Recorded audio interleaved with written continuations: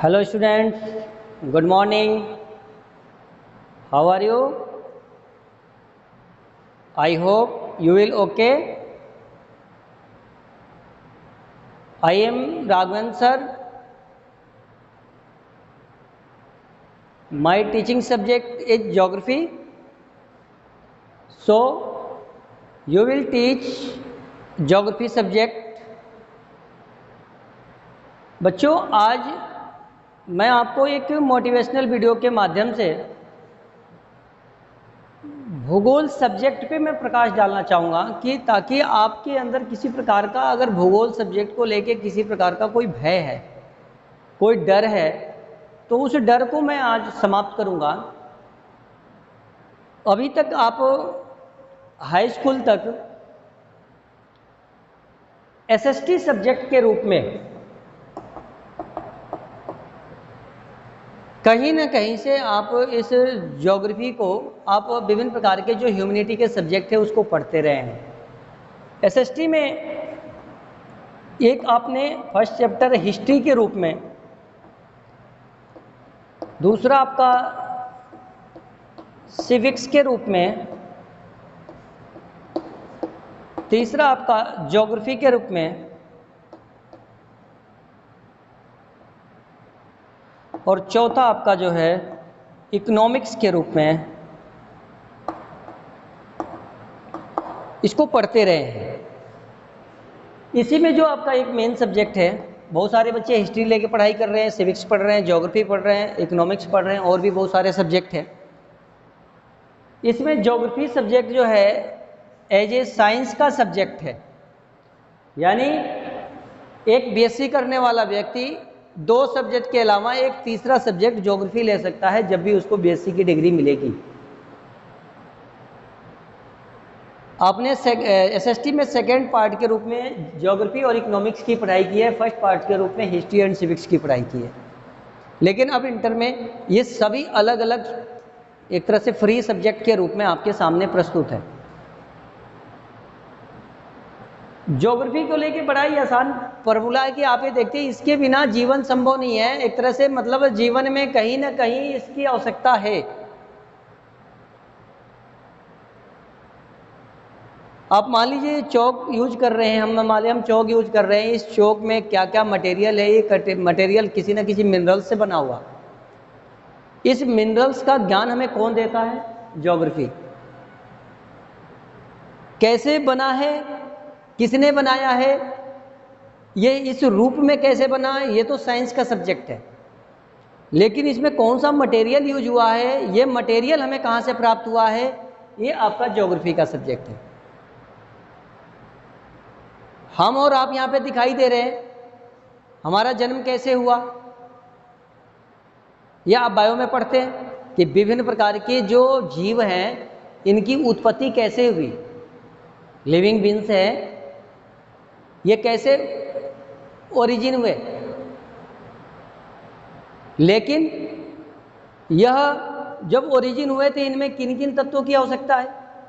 इसमें हम कहते हैं कि मानव का शरीर जो है वो 5 तत्वों से मिलकर बना है, जिसमें हम कहते हैं क्षिति, जल, पावक, गगन, समीर। क्षिति, जल, पावक, गगन, समीर, 5 तत्व से बना शरीर। अभी जो 5 तत्व है वो ज्योग्राफी का सब्जेक्ट है।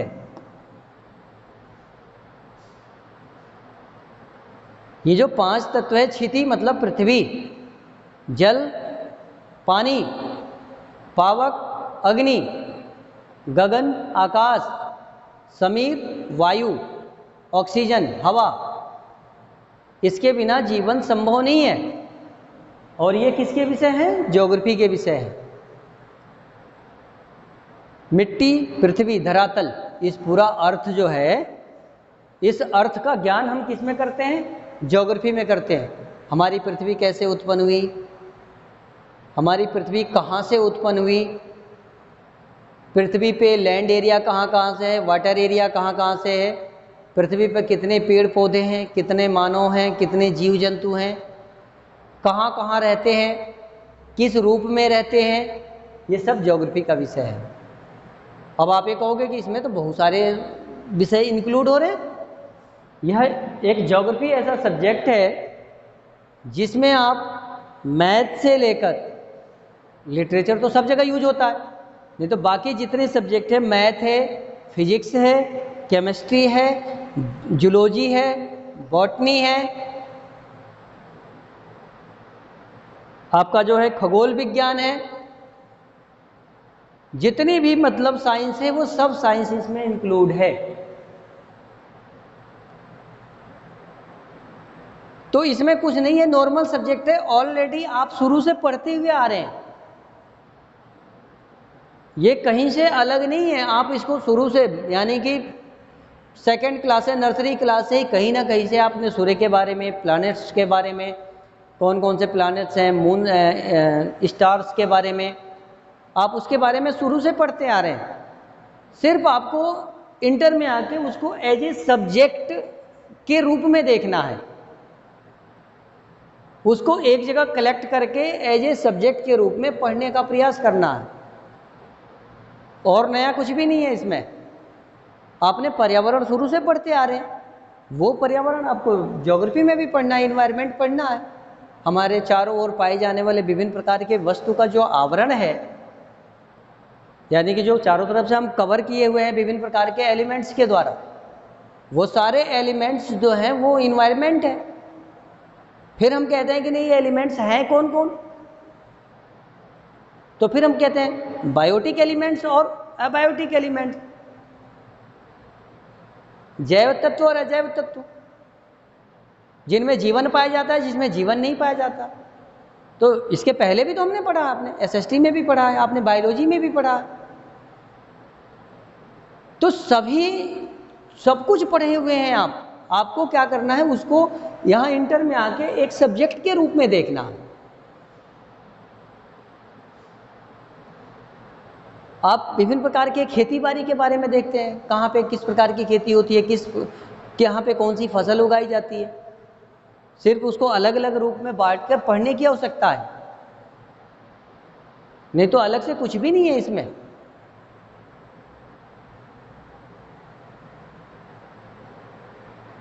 कहीं से भी कोई भी ऐसा टॉपिक नहीं है जिसमें आपने पॉपुलेशन, जनसंख्या के बारे में शुरू से पढ़ते आ रहे हैं।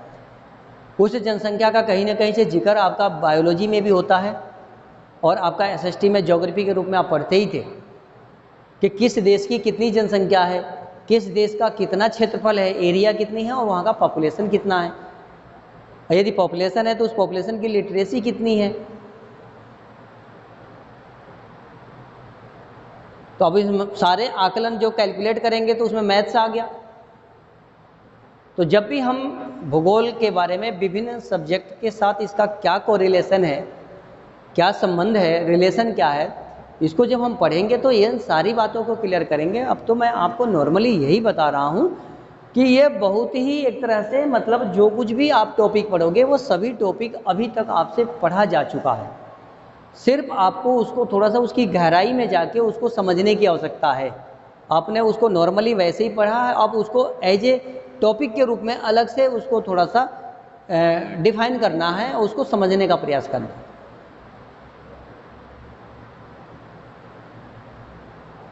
भूगोल में विभिन्न प्रकार के मिनरल्स की बात की जाती है, विभिन्न प्रकार के पावर रिसोर्सिंग की बात होती है, रिसोर्सेज की बात की जाती है, यानी संसाधन की बात की जाती है। उस संसाधन, सीधी सी बात है कि वे सभी वस्तुएं जो हमारे लिए उपयोगी हैं संसाधन है।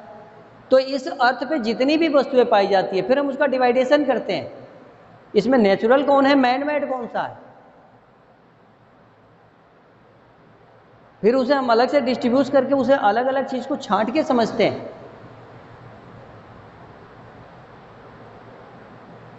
हमारा अर्थ का स्ट्रक्चर कैसा है, हमारे जो एटमॉस्फेयर है उसका स्ट्रक्चर कैसा है, हमारे जो रिवर्स हैं, ओशियंस हैं, वे किस रूप में हैं, उनके अंदर जो वेव्स हैं, तरंगे हैं, जो टाइड्स, ज्वार उत्पन्न होता है, वोल्केनोज, ज्वालामुखी जो फटती है, अर्थक्वेक, भूकंप जो आता है, लैंडस्लाइड, जमीन खिसकती है, ये कैसे होता है, क्यों होता है, इसके बारे में पढ़ना है। टेम्परेचर बढ़ रहा है, क्यों बढ़ रहा है? टेम्परेचर कम हो रहा है, क्यों हो रहा है? इस टेम्परेचर को हम कैसे फील करेंगे?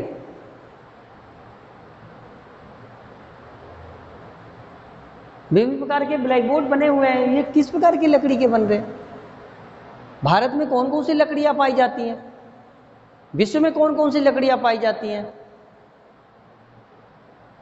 इसमें कुछ नया है?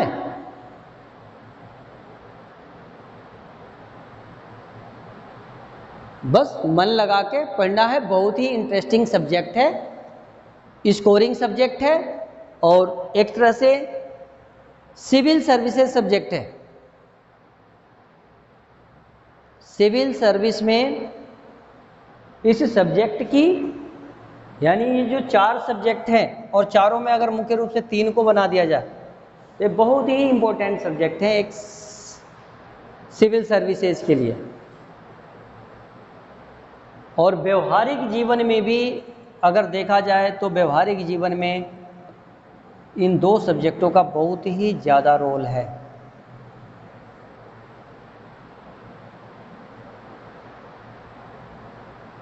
तो बिल्कुल घबराने की जरूरत नहीं है।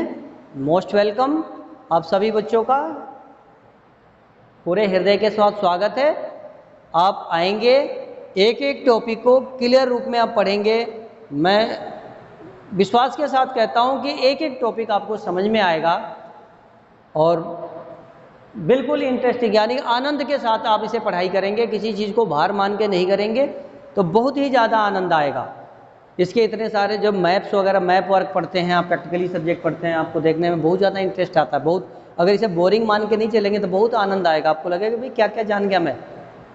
नहीं तो आपको यही नहीं पता कि आपके गाँव के बराबर का गाँव कौन सा है।